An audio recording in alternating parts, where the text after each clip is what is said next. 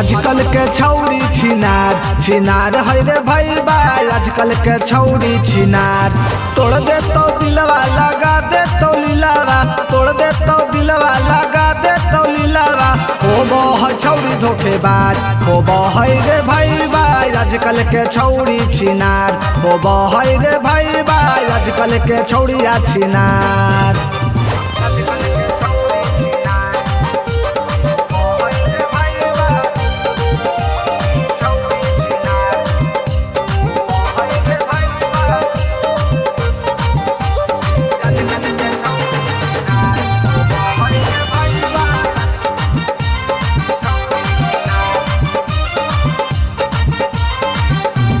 पहिले दिला लगई तौरे, तोरा खूबे कनई तौरे।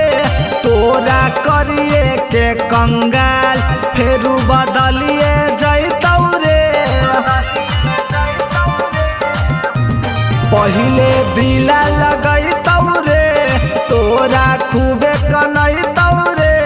तोरा करिए के कंगाल, फेर बदलिए जैतौ रे। कहके बाबू सोनवा रे बंद करे तो फोनवा, कहके बाबू सोनवा रे बंद करे तो फोनवा।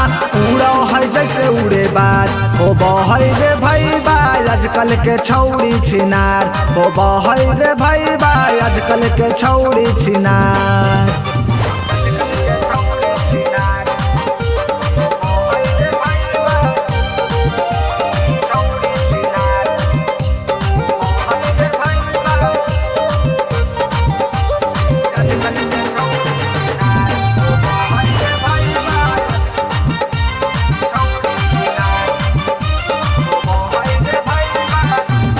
कसम क्रिया खैतौ रे, तोरा भीड़ न अइतौ रे। तोरा धोखा पर धोखा देतौ, कहियो मौका न देतौ रे।